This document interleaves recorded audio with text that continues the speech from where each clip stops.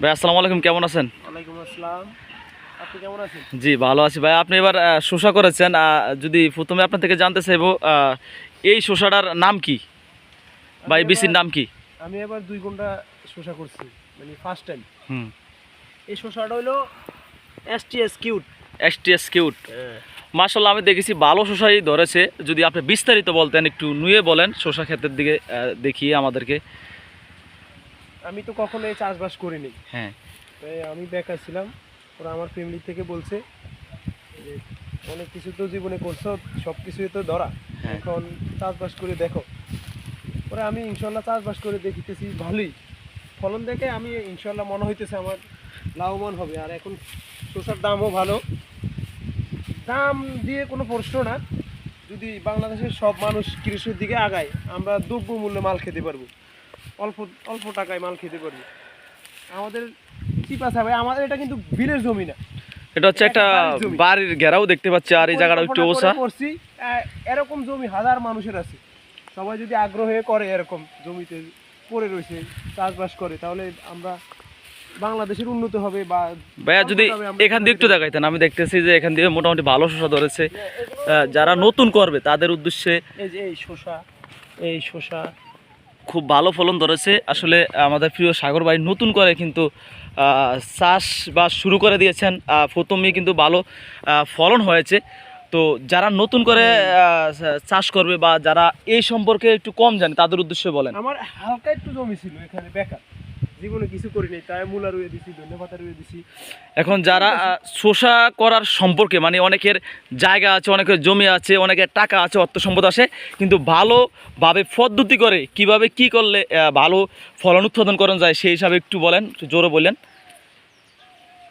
আপনি যে, আমি তো কম বুঝতাম এগুলো, তো আমি, আমার ইউটিউব আছে, এখন ইউটিউব থেকে সব কিছু চেনা যায়, বোঝা যায়, ইউটিউব থেকে করা যায়।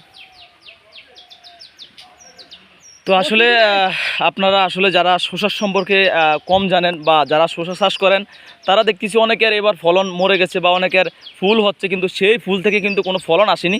তা আসলে আমাদের প্রিয় সাগর ভাই নিজে যতটুকু জেনেছেন এবং অন্য কারো কাছ থেকে বা যার কাছ থেকে ওষুধ এনেছেন, বিভিন্ন মাধ্যম বা ইউটিউব থেকে শিখে তিনি কিন্তু ভালো শসা করেছেন।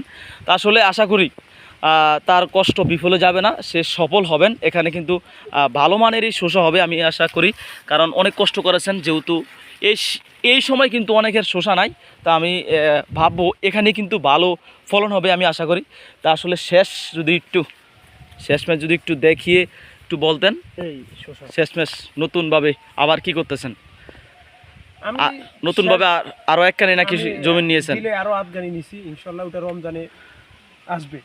আর আমি সর্বোপরি কথা বলতেছি, এরকম অনেক জায়গা আছে বাড়িতে আশেপাশে, অনেকে পরে রয়েছে, অনেকে করে না আলিস্যেমি করে। এই খালি জায়গাটুকু যদি করে আপনি শসা টসা করতে পারেন, বা অন্য কিছু টমেটো বা কোনো অন্য যে কোনো ফসল, যে কোনো সবজি যদি করে, তাহলে দেশেও আগায় যাবে, আর আপনি নিজের চাহিদা পূরণ করে আগায় যাবে, আর আপনার চাহিদা পূরণ হবে বাংলাদেশে। আপনার দামও কম থাকবে। শসার দাম যদি এখন 50 টাকা থাকে, সবাই করলে 30 টাকা থাকবে, সবাই খেতে পারবে। সাগর ভাইকে সংক্ষিপ্ত বক্তব্য শেষ করলাম।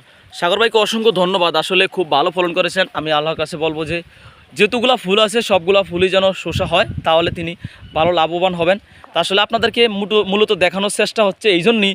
আপনারা এবার অনেকে শসা করেছেন, আবহাওয়ার কারণে কিন্তু ফুলগুলো ঝরে গেছে বা ওষুধ ভালোভাবে না দেওয়ার কারণে কিন্তু অনেকের ফলন মার গেছে। তা আপনারা বিভিন্ন মাধ্যম থেকে জেনে শুনে করবেন।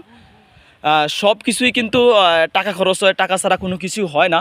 তো যেহেতু আপনি টাকা খরচ করে ফসল করবেন বা চাষ করবেন, যে কোনো ফসল, তরমুজ, আলু, টমেটো বলেন, যে কোনো যা কিছুই বলেন, একটু চিন্তা ভাবনা করে জায়গা দেখবেন আগে, কোন জায়গায় কীরকম ফসল হবে ভালো একজনকে জিজ্ঞেস করবেন, তাহলে কিন্তু আপনার ফসল হবে আমি মনে করি।